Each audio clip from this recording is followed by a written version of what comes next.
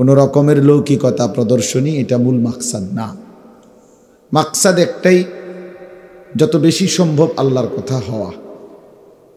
বাস্তবতা হলো আপনারা আমরা যদিও অনেক সময় অনেকে মনে করে এত মাদ্রাসা, এত ওয়াজ,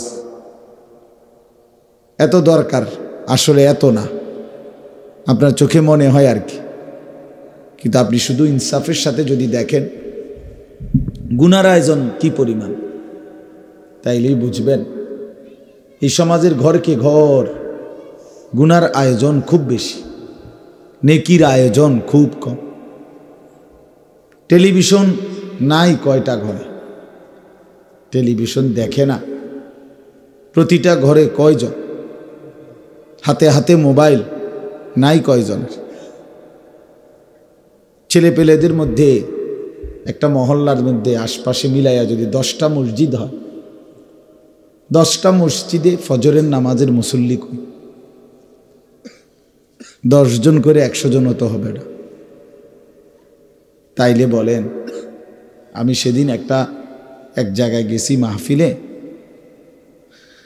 বিশাল মসজিদ, 3 তলা মসজিদ, ইমাম সাহেব, খাদেম সাহেব, মুয়াজ্জিন সাহেবদের জন্য আলাদা রুম, অডিটোরিয়াম, অনেক কিছু, অত্যাধুনিক মডেল মসজিদ, সুন্দর।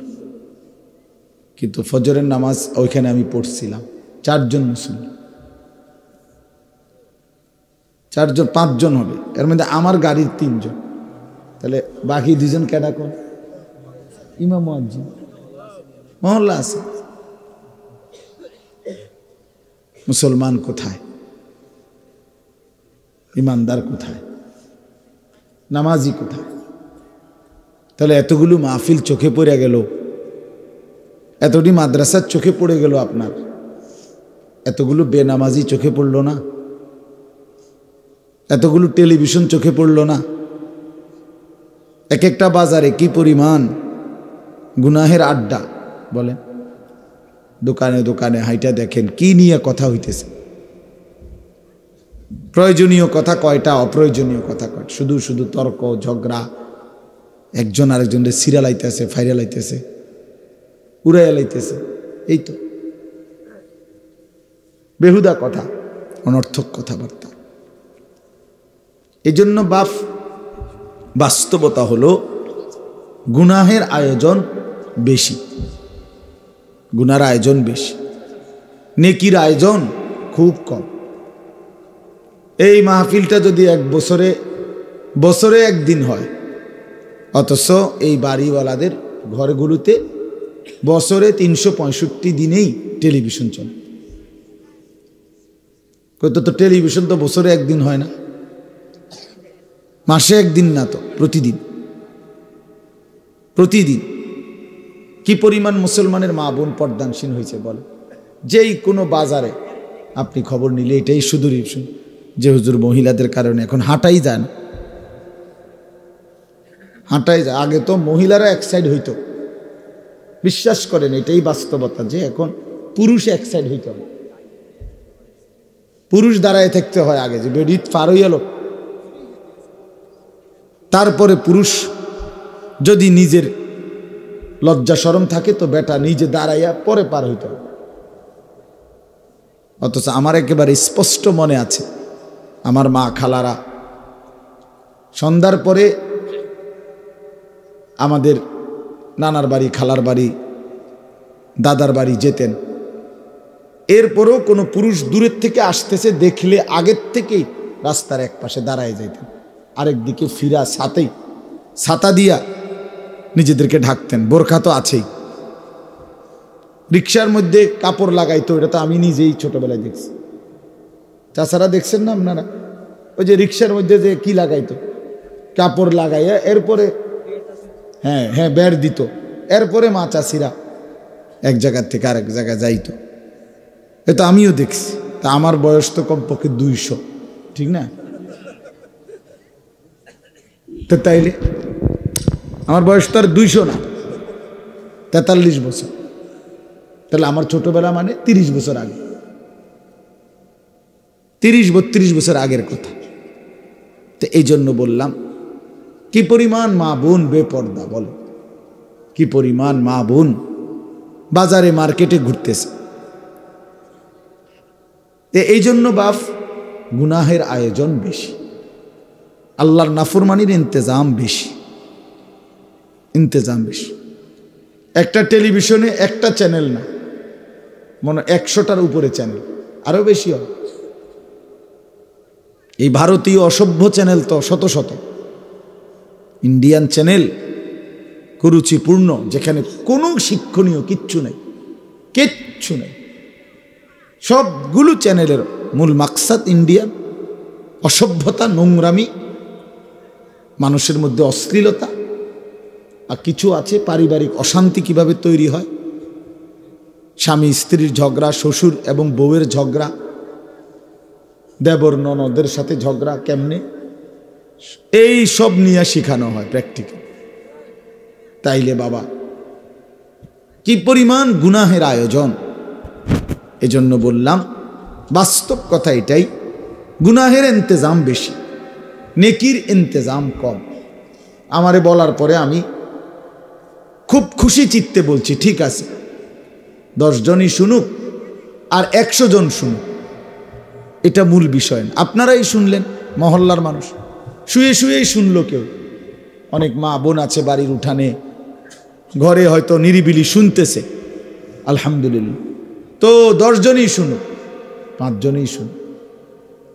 একটা মাহফিল দিয়ে যদি সারা বাংলাদেশ শুনাইতে হয়, এ তো জরুরি না। তাহলে বাকি মাহফিল ওলারা তো আয়োজন করবো কেমনে? তাহলে এই মাহফিল এটা দিয়েই তো সারা বাংলাদেশ শুনাইতে হবে, এটা জরুরি না। মাহফিলের কি আর অভাব পড়ছি না? আমরা এত মাহফিলে কই যাই? তাইলে এটা কোনো সমস্যা না, সংখ্যা মূল বিষয় নয়। আল্লাহর কথা পৌঁছানো, বেশি থেকে বেশি। যাদের বলার সুযোগ আছে তারা খুব বলা দরকার, যাদের টাকা পয়সা খরচ করে ব্যবস্থা করার সুযোগ আছে তাদের এটা খুব করা দরকার, যারা শুনবার সুযোগ আছে তাদের খুব শোনা দরকার। অর্থাৎ আল্লাহর দ্বীনকে সামনে আগায় দেওয়া, হাদিসে আছে আল্লাহর নবী সাল্লাল্লাহু আলাইহি সাল্লাম বলছেন, অনেক সময় আমার হাদিস যে আমার থেকে সংগ্রহ করছে, শুনছে, সে এরপরে যার কাছে বলছে, হতে পারে সে এর চাইতেও বেশি সংরক্ষণ করবে, মুখস্থ রাখবে, আরো বেশি প্রচার করবে। অনেক সময় হয় যে উস্তাদ ছাত্রকে পড়াইছে, আজকে ছাত্রের বরকতে সেই উস্তাদও সারা পৃথিবীব্যাপী পরিচিতি হয়ে গেছে। তো এই জন্য আগাইতে দেওয়া, সামনে আগাইতে দেওয়া, এটা মুমিনের সিফাত। তাআওয়ানু আলাল বিররি ওয়াত তাকওয়া, আল্লাহ তাআলা কোরআনুল কারীমের মধ্যে বলছেন, প্রতিটা কল্যাণ এবং আল্লাহ ভীরু তার কাজে, আখিরাত পরকাল ইবাদত বন্দিগির কাজে তাআওয়ানু, তোমরা একে অপরকে সহযোগিতা করো।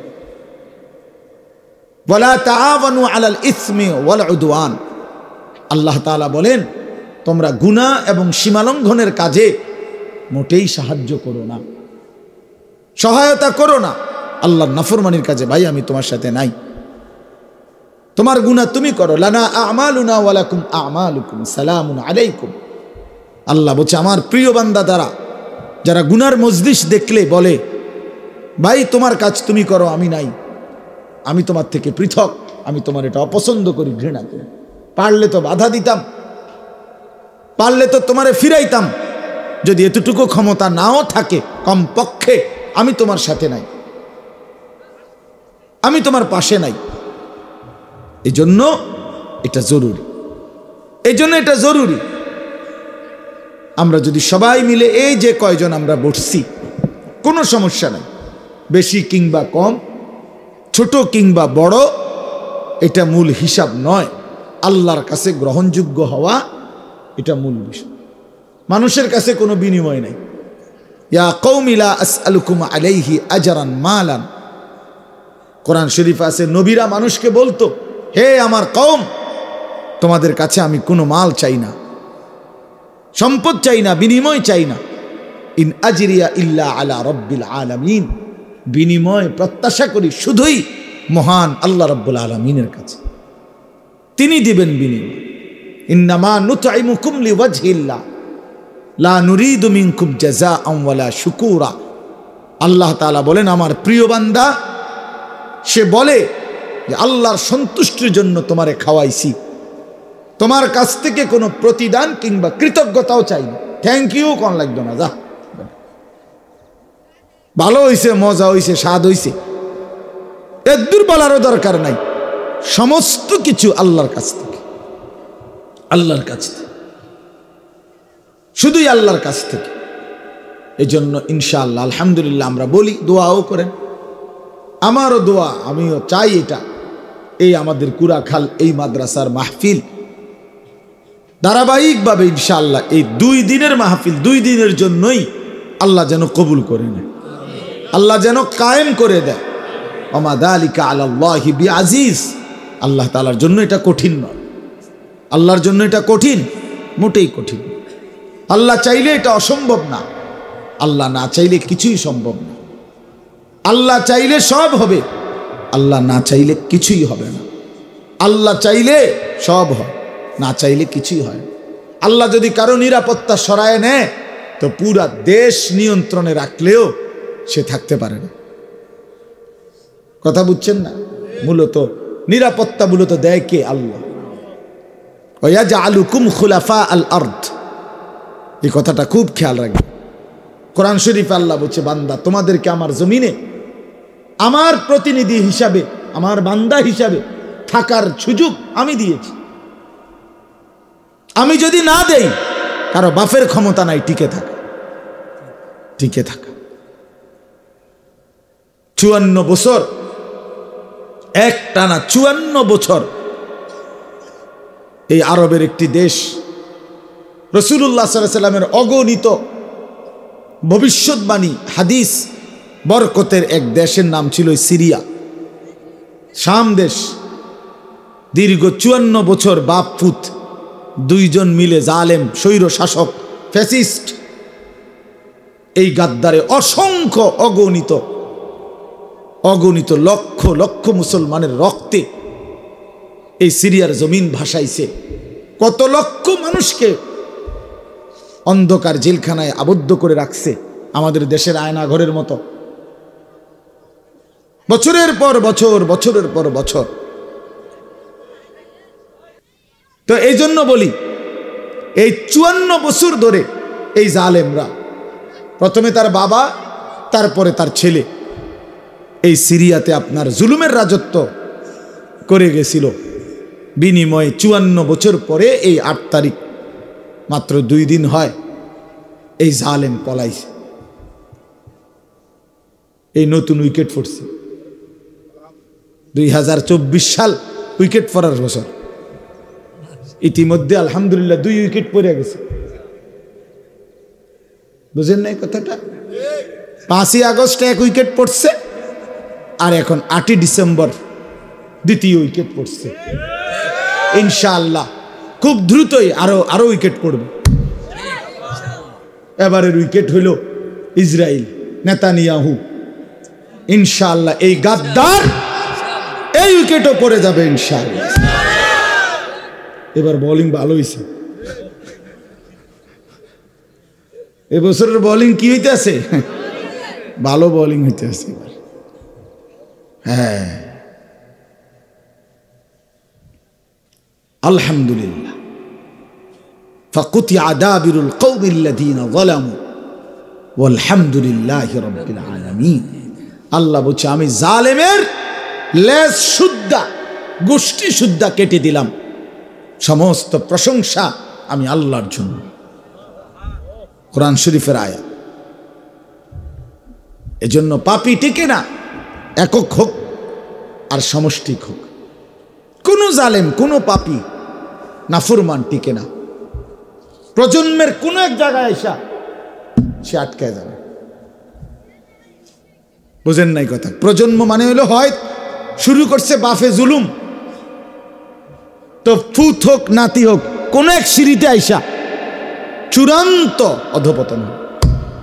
জালেম টিকে না, অহংকারী টিকে না, পাপী টিকে না, আল্লাহর অবাধ্য ব্যক্তি টিকে না। একক হোক, সামষ্টিক হোক, ব্যক্তি জীবনে হোক, রাষ্ট্রীয় জীবনে হোক। ফেরাউন তার গোষ্ঠী সুদ্ধা এরাও যেমন ডুবছে, আবার কারুন একা অহংকার জুলুম করছে, অন্যায় করছে, নাফরমানি করছে, সেও ডুবে গেছে, সেও ধ্বংস হয়ে গেছে। এজন্য আপনাদের কাছে অনুরোধ করছি বাবা, আল্লাহর পথে থাকা, নিজের জিন্দেগি ভালোভাবে চালানো, এর মধ্যেই দুনিয়ারও কল্যাণ, আখিরাতেরও কল্যাণ। আল্লাহকে মানার মধ্যেই সুখ, আল্লাহর ইবাদতের মধ্যেই সুখ। কোনো গুনাহ এবং কোনো নাফরমানি মানুষকে কি দেয় না? নিরাপত্তা দেয় না। গুনাহ মানুষের আমান, নিরাপত্তা তুলে নেয়। আল্লাহ তাআলা কোরআনে বলছে, বান্দা আমি ওয়াদা দিলাম, ঈমান এবং নেক আমল ঠিক রাখবা, আমি আল্লাহ ওয়াদা দিলাম, ওয়ালা ইউবাদদিলান্নাহুম মিন বাদি খাউফিহিম আমনা, তোমাদের যাবতীয় ভয় পেরেশানির জায়গায় ঈমান এবং নেক আমলের বিনিময়ে আমনা মানে আমি আল্লাহ নিরাপত্তা দান করব। এটা আমার ওয়াদা।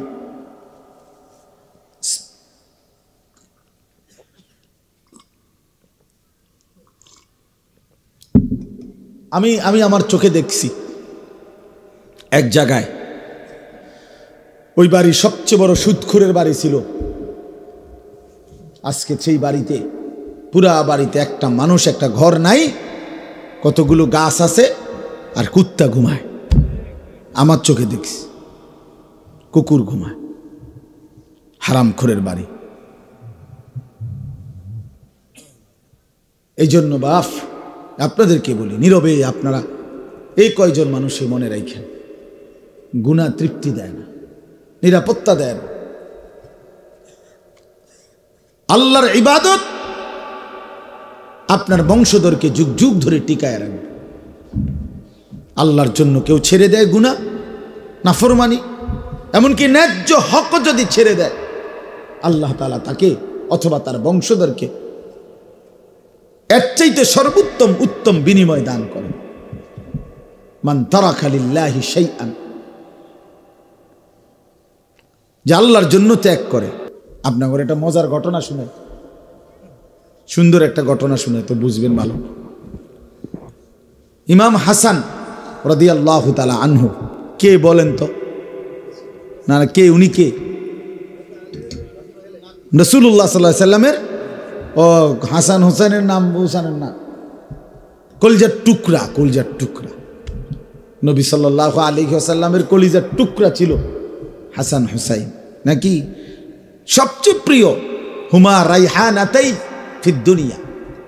নবীজি বলছে হাসান আর হুসাইন এরা আমার দুইজন, আমার দুনিয়ার সুগন্ধি ফুল। হ্যাঁ, এরা আমার সুগন্ধি ফুল। আল্লাহ নবী সাল্লাল্লাহু আলাইহি সাল্লাম এই হাসান বড় নাতি ভীষণ আদর করতেন, ভীষণ আদর করতেন। হযরতে হাসান রাদিয়াল্লাহু তাআলা আনহুকে কোলে বসায়া মসজিদের মিম্বরে বসে বয়ান করতেন। এই হাসানকেই তিনি, যে আপনারা একটা ঘটনা শুনছেন, যে শোনেন, কাঁধের উপরে চড়াইছেন, এই হাসানকে, বড়জনকে, তো এ অনেক আদর করতেন, অনেক আদর করতেন। রাসূলুল্লাহ সাল্লাল্লাহু আলাইহি সাল্লাম এই দুই কলিজার টুকরা নাতির ব্যাপারে বলছে, সাইয়্যিদা শুব্বানে আহলিল জান্নাহ, জান্নাতের নওজওয়ানদের সর্দার, জান্নাতের নওজওয়ানদের সর্দার, যুবকদের সর্দার। এই হাসান রাদিয়াল্লাহু তাআলা আনহু এত প্রিয় ছিলেন নবীজির। আল্লাহ নবী সাল্লাল্লাহু আলাইহি সাল্লামকে উনাকে নবীজি উনাকে সৈয়দ বলতেন। হাসান সৈয়দ, আমার নাতি হাসান সর্দার, সর্দার। তো হযরত আলী রাদিয়াল্লাহু তাআলা আনহু ইসলামের চতুর্থ খলিফা ছিলেন, ওনার আব্বা। হযরত আলী রাদিয়াল্লাহু তাআলা আনহু যখন শাহাদাত বরণ করছেন, শহীদ হয়েছেন, 4.5 বছর মুসলমানদের খলিফা ছিলেন। 4.5 বছর পরে একদিন ফজরের নামাজের জন্য মসজিদে যাওয়ার সময় এক নাফরমান, বেঈমান ওনাকে তরবারি দিয়ে আঘাত করছে রাস্তায়, পথিমধ্যে, মাঝপথে, ছদ্মবেশে। এই আঘাতে হযরত আলী রাদিয়াল্লাহু তাআলা আনহু শাহাদাত বরণ করছেন। তো আলী রাদিয়াল্লাহু তাআলা আনহুর শহীদ হওয়ার পরে মুসলমানরা তৎক্ষণাৎ খলিফা বানাইছে, পরবর্তী খলিফা এই বড় ছেলে হাসানকে। ইমাম হাসান মানে আলী রাদিয়াল্লাহু তাআলা বড় ছেলে, নবীজির বড় নাতিকে।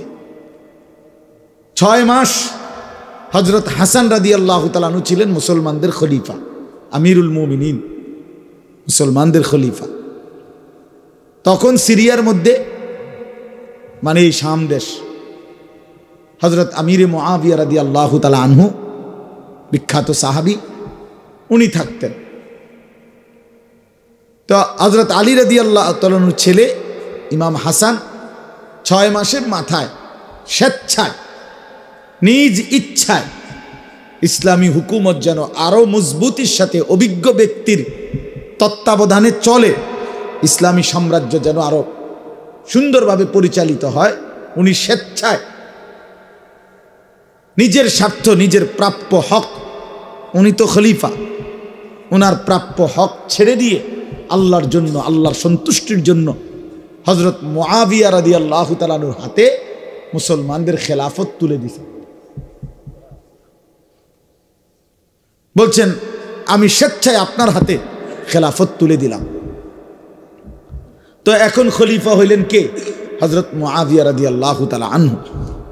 হযরত হাসান স্বেচ্ছায় খেলাফত ইসলামী রাষ্ট্রের এটা ছেড়ে দিয়েছেন নিজের দিলের খুশি থেকে, স্বইচ্ছায় আল্লাহর জন্য ত্যাগ করছেন, নিজের স্বার্থ। আমরা কিতাবে পড়ছি, আমার কাছে একটা মাওসুআতু আশরাতিস সাআ কিতাবটা আমার শায়েখের কিতাব, আমার শায়েখ আল্লামা মুফতি মুশতাকুন নবী কাসেমি হুজুরের কিতাব, ওইটা আমি হুজুরতে নিয়ে পড়ছিলাম, এমনও আমার কাছে আছে, ফিরিয়ে দেওয়ার ইচ্ছা আছে। তো এই জন্যই বলছি, আপনি যেটা কইবেন এই জন্য আগে বলে ফেলছি।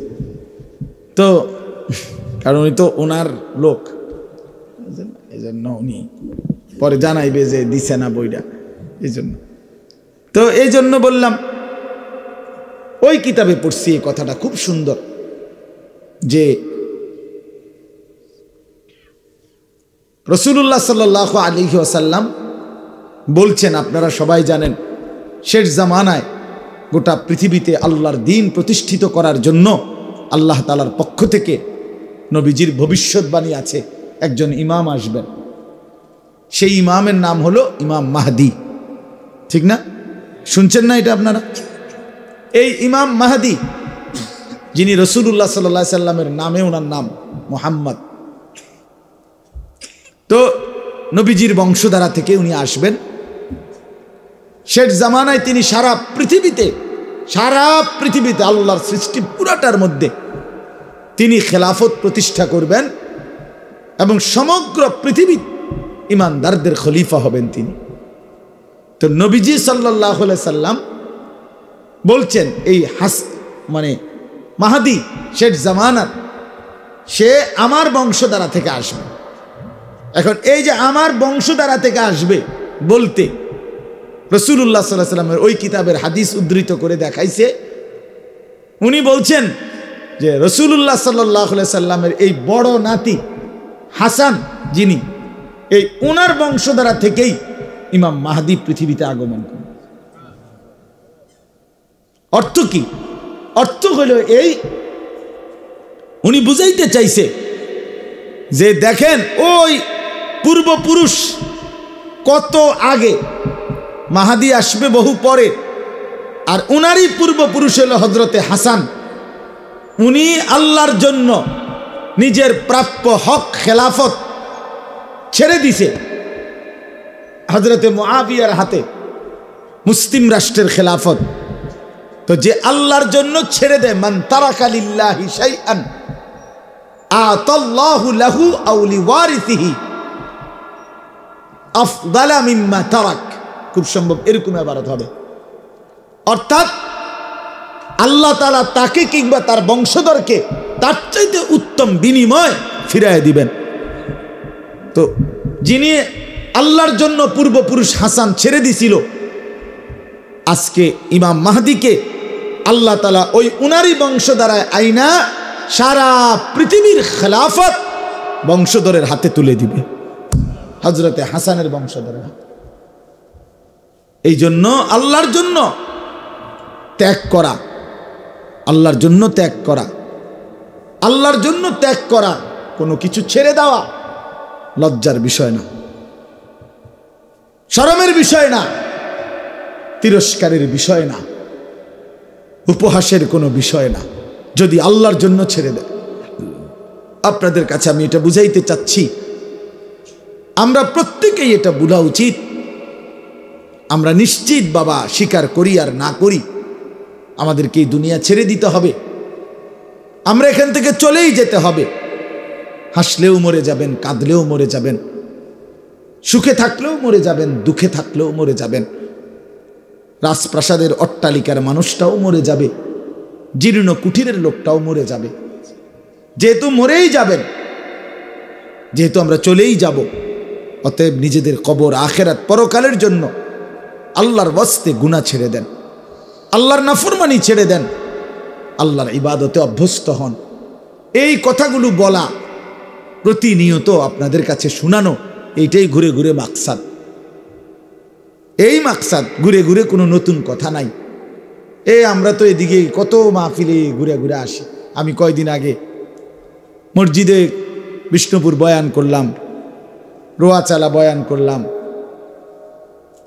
শ্রীকাইল বয়ান করলাম। মাকসাদ তো একটাই বাপ, ঘুরে ঘুরে আল্লাহর কথা ফেরি করা, আখেরাত ফেরি করা, কবরকে ফেরি করা, হাসরের কথা বলা, আখেরাতের কথা বলা, এটাই আমাদের জিম্মাদারি।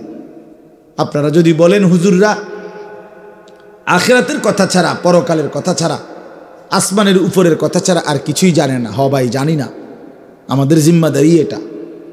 আল্লাহ কোরআনে বলছে ইলমের জিম্মাদারি কি, ওয়ালিয়ুনজিরু কওমাহুম ইযা রাজাউ ইলাইহিম লাআল্লাহুম ইয়াহজারুন, সরাসরি কোরআনের আয়াত।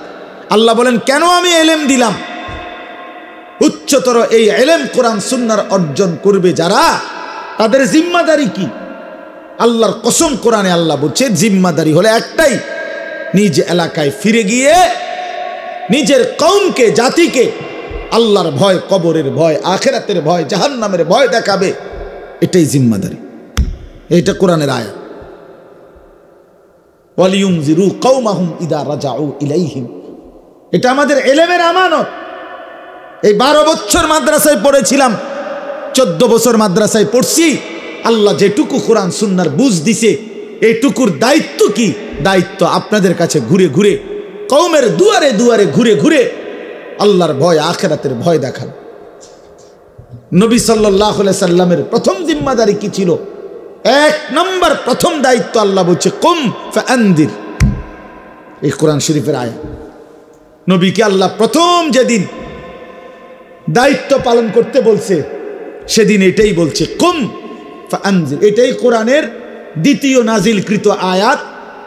প্রথম যে ইকরা বিসমি রাব্বিকাল্লাযী খালাক, ওইখানে কোনো দায়িত্ব বলে না, এখানে বলছে শুধু আল্লাহর কালাম তেলাওয়াত করেন, আল্লাহর নাম নেন, রবের নামে পড়েন, আর এই দায়িত্ব কাজ শুরু করেন মানুষের মাঝে।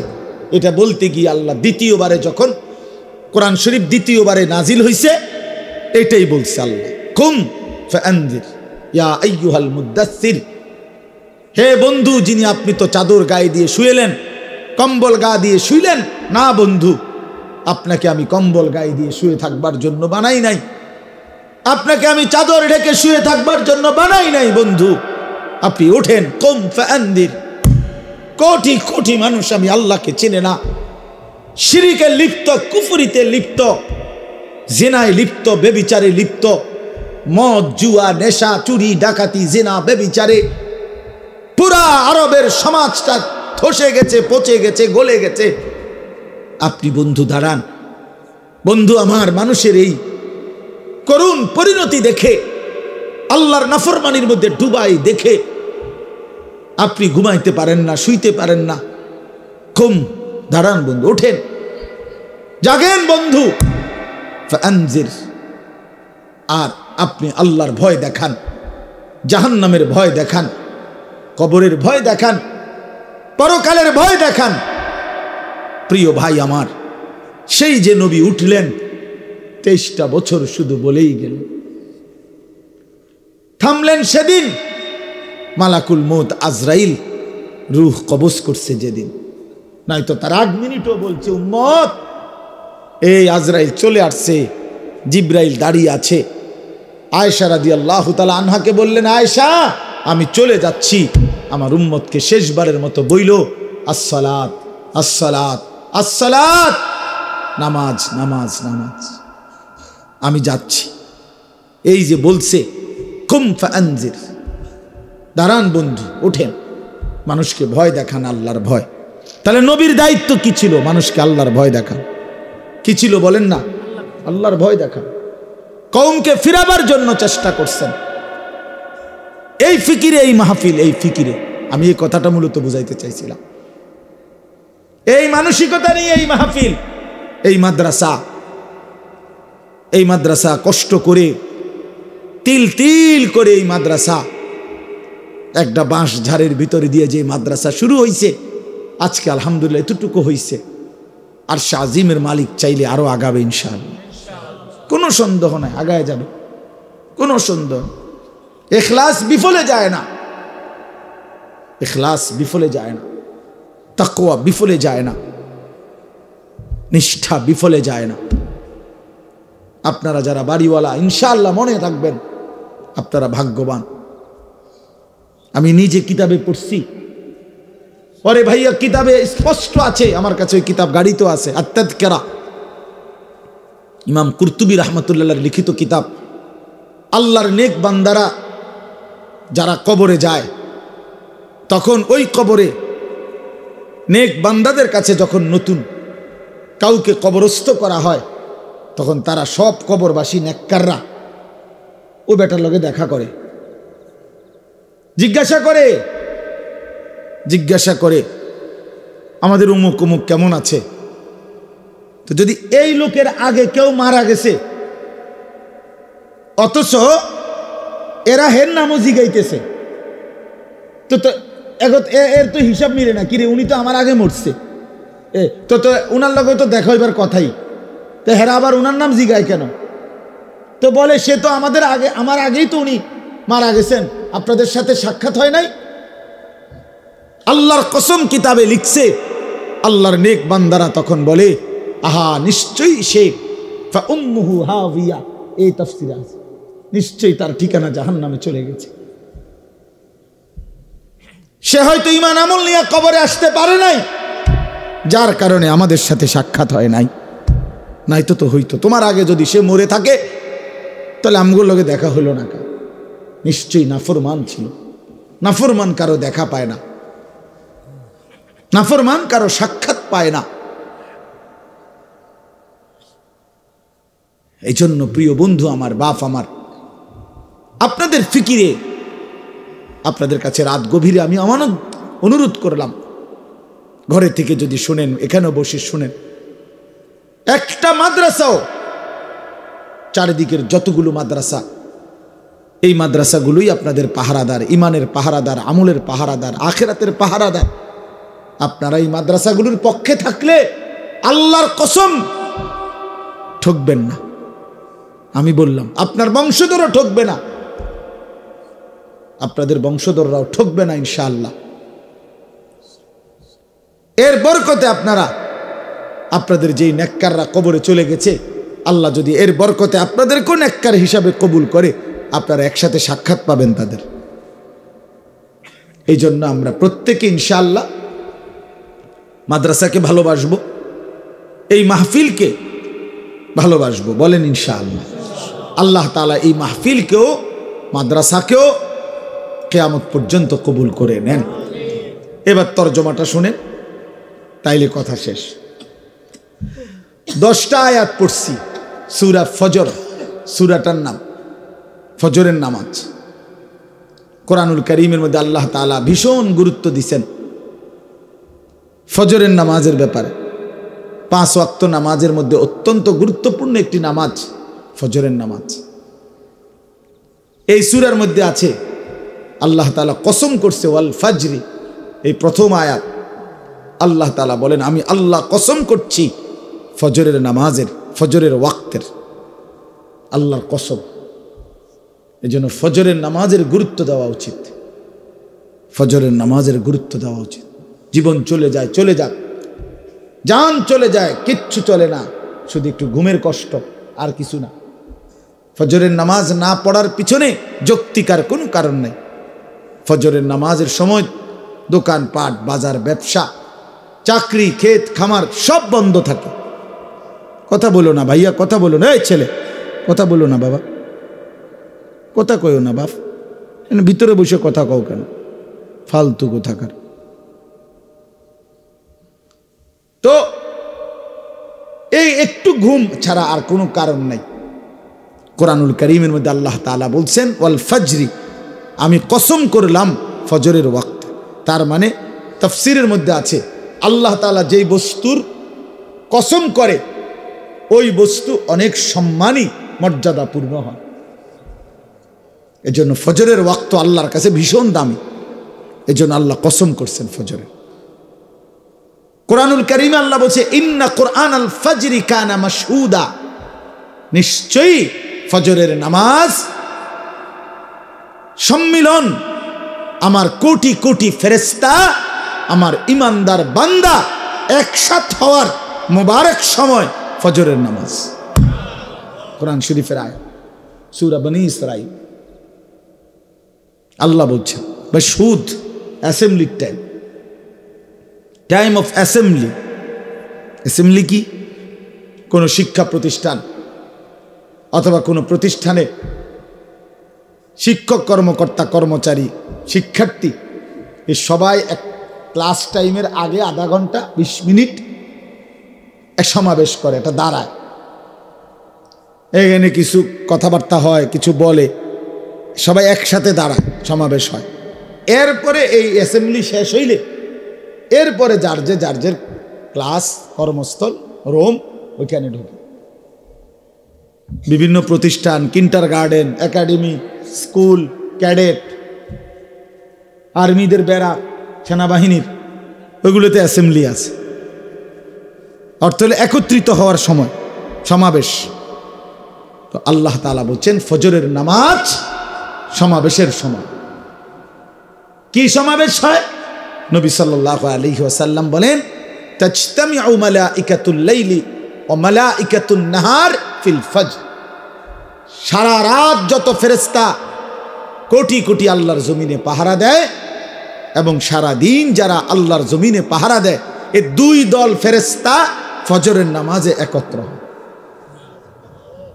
রাতের ফেরেশতারাও ফজর পড়ে, সকালে যারা ডিউটি করবে তারাও ফজরের নামাজে আইসা জামাত ধরে। মানে সারা রাত ডিউটি দিয়া একদল ফেরেশতা আসমানে ফিরে যায় সকালে, আরেক দল আসমান থেকে নাইমা ডিউটি দেওয়ার জন্য ফজরের ওয়াক্তে আসে। তো যেই দল ফিরে যায় তারাও ফজরের জামাত পইরা যায়, যেই দল ডিউটি দিতে আসে তারাও আইসা ফজরের জামাতে উপস্থিত হয়, আর ইমানদার বান্দারাও আসে। তো আল্লাহ তাআলা বলেন ফজরের ওয়াক্ত আমার ফেরেশতা এবং আমার বান্দার সমাবেশের টাইম। আচ্ছা, আমি একটা জিনিস বুঝছি, এটা আমি তো বুঝছেন না, এটা না বুঝলে আর কইতাম। এটা আমি বুঝছি যে আল্লাহ বলছে ফজরের ওয়াক্তে সমাবেশের সময় আমার ফেরেশতা এবং আমার বান্দা একত্র হয়। তার মানে ফজরের নামাজে যে অনুপস্থিত তোর মতো ফালতুরে আল্লাহ তাআলা বান্দাও ধরে না, তোরে গনেও না বেটা, তোরে হিসাবেও ধরে না, তোরে বেটা হিসাবেও ধরে না বেটা। যা বেটা তুই এমনি ভাত দুইটা খাওয়ানোর দরকার, খা বেটা, বেকুব বেটা। বান্দার কাতারে আলাদা, আমার অ্যাসেম্বলির টাইমে যারা থাকতে হয়, সমাবেশের টাইমে যারা থাকতে হয়, তোরে আমি সেই গণাত ধরলাম না। বাকি এমনি ভাত তরকারি খাওয়াই যাবো বেটা, হিতান আটকাইতাম না, যা খানা খাইস, সমস্যা নাই, কিন্তু কার্ড নাই আর কি, কি নাই, কার্ড নাই আর কি। এমন ভাত খাইয়া লাইও, বইয়া কান্দে বইয়া লাইও, অসুবিধা কি, ভাতে না দুগা খিচুড়ি এক প্লেট, আরে কি তাই খাও না দুগা। হ্যাঁ, নাই তো আল্লাহ বলছেন এটা মাশহুদ,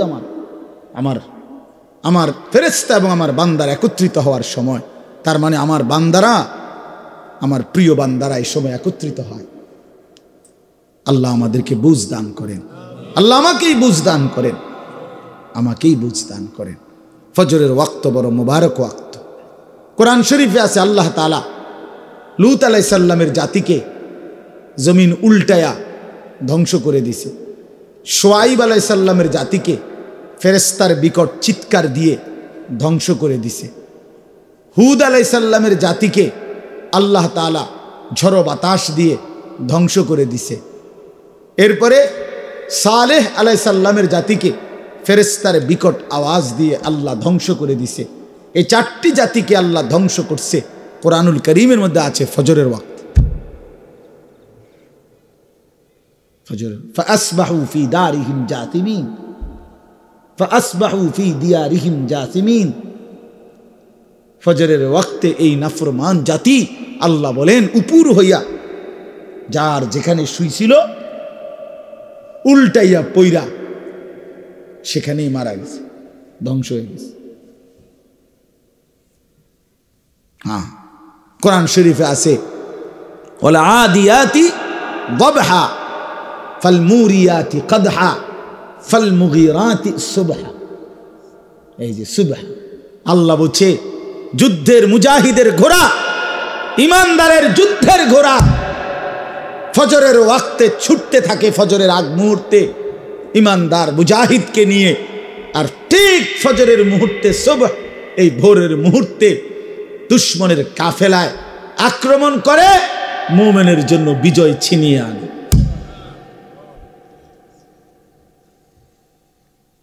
এজন্য ফজরের ওয়াক্তে ইমানদারের বিজয় হয়। আমি ফজরবাদ এটার প্রমাণ দেখছি। এই যে পাকিস্তান সফরে গেছি গত অক্টোবর মাসে, তখন লাহোর এক মাদ্রাসায় রাত্রে ছিলাম, সেখানে ফজরবাদ দেখছি। ওই মাদ্রাসার ছাত্র 8-10 বছরের ছেলে সব এগুলো ফজরের পরে প্রকাশ্যে তাদের মাদ্রাসার এরিয়ার ভিতরে বিশাল এরিয়া ঘোড়া দৌড় শিখাইতেছে, শিখতেছে, খেলতেছে। ঘোড়া ফাল দিয়ে ওঠে, ফাল দিয়া নামে, এগুলা পুরা মাঠ এইরকম 2 হাতে যেভাবে যুদ্ধের ঘোড়া দৌড়ায় এইভাবে দৌড়াইতেছে। এরকম বাচ্চা মন্ডা চাইছে নাইমা যায় চালাই, এত দিল লাগছিল। হ্যাঁ, এই জন্য ফজরের ওয়াক্ত ইমানদারের ওয়াক্ত। আপনাদের কাছে অনুরোধ করলাম ফজরের নামাজের প্রতি যত্নবান হবে। বলেন ইনশাআল্লাহ, বলেন ইনশাআল্লাহ। এবার তরজমা শুনেন। আল্লাহ তাআলা বলেন, এতক্ষণ আমি আইনা কা অন আমি শেষ করি না, আমার কফান তো আমার শ্রোতা তো আছেই, আমার শ্রোতা এরা না। ইনশাআল্লাহ, ইনশাআল্লাহ কালকে আমার শায়েখ বয়ান করবে, আরো উলামায়ে কেরাম বয়ান করবে, অসুবিধা নাই। এরাই তো মুখলেস শ্রোতা।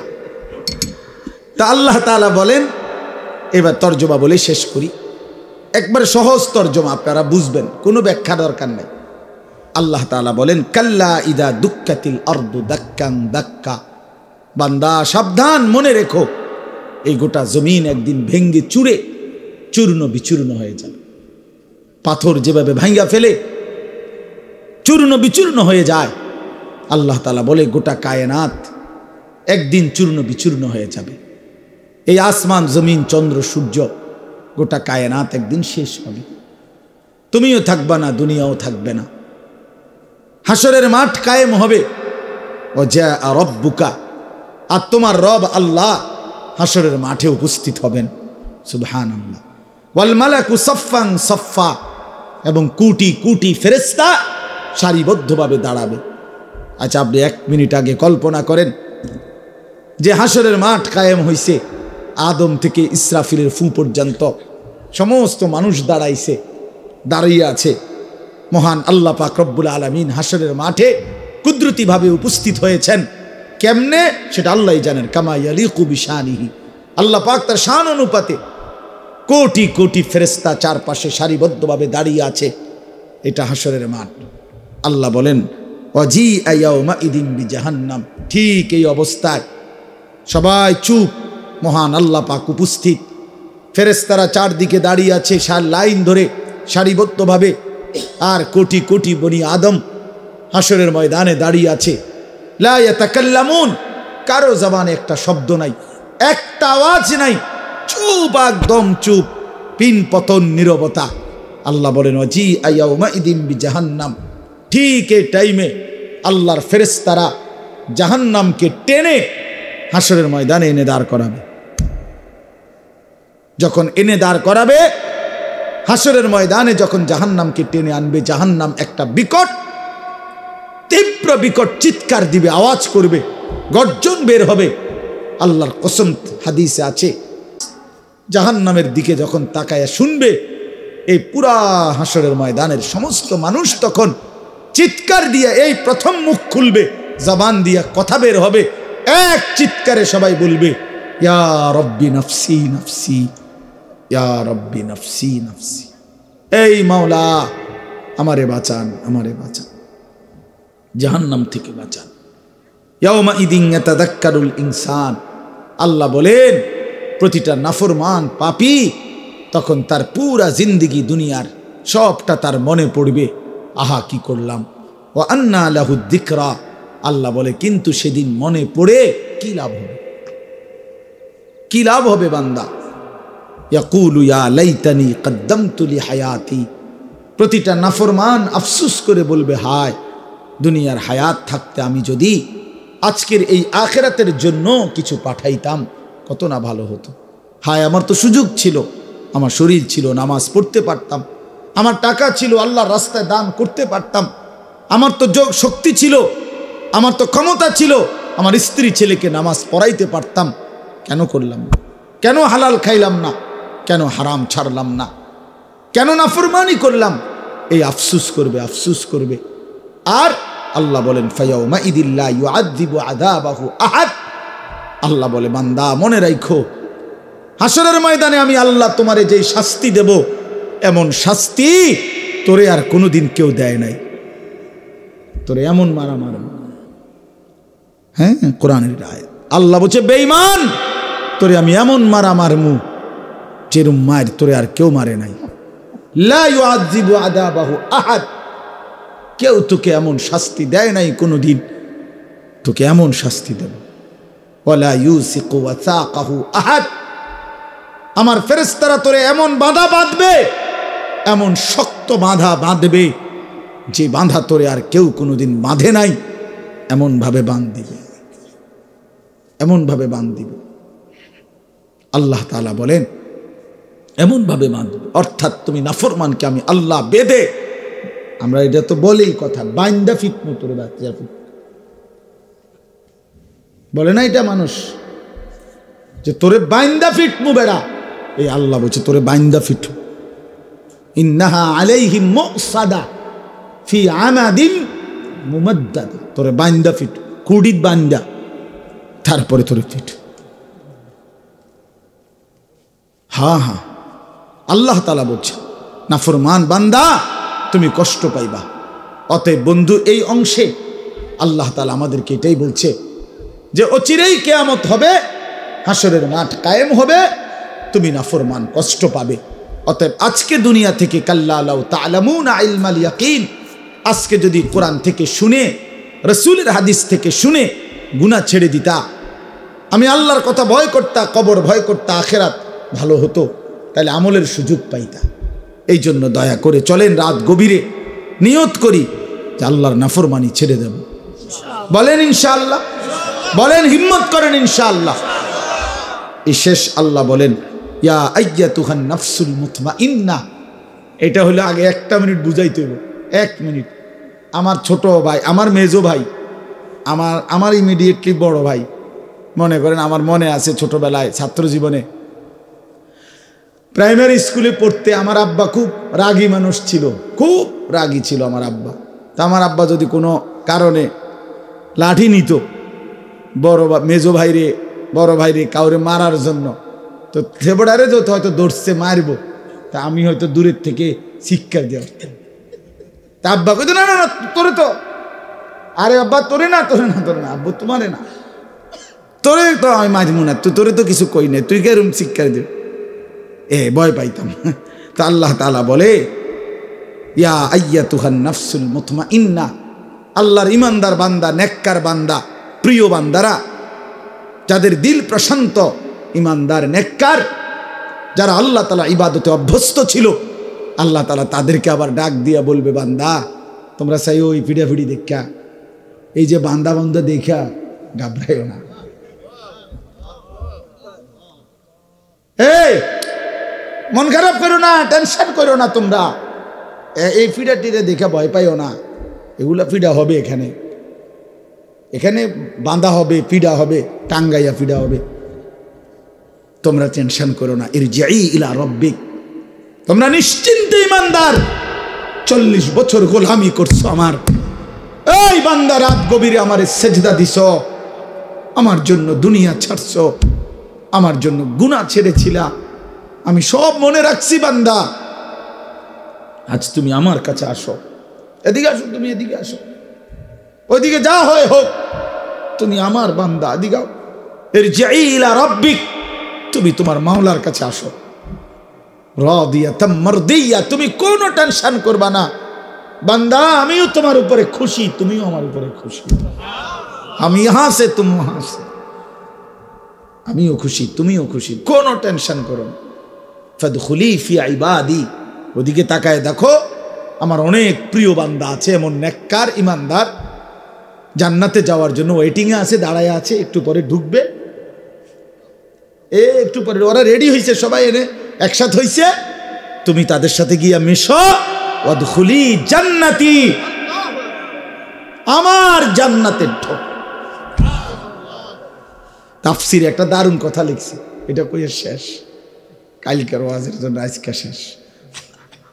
ওয়াদখুলি জান্নাতি, ওফ, মালিক বলছে, তাফসিরে লিখছে, এই ইমানদার বান্দারা হাসরের ময়দানে যখন শুনবে কথা, এটা এই শব্দ, এটা আল্লাহ যখন বলবে ওয়াদখুলি জান্নাতি, আমার জান্নাতে ঢোকো, আমার জান্নাত, আল্লাহ যখন এটা বলবে, তাফসিরে লিখছে, আল্লাহর কসম, ইমানদার বান্দা বলবে আমি সব পাইয়া গেলাম, খুশিতে আনন্দে আত্মহারা হয়ে যাবে, যে আল্লাহ বলতেছে এটা আমার জান্নাত, আমার ঘরে ঢোকো, এটা আমার।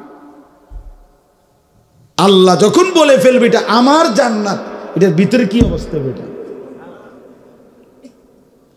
এটার ভিতরে কি সুন্দর হবে, এটা কি ধরনের, কি আশ্চর্যতম হবে, সুবহানাল্লাহ।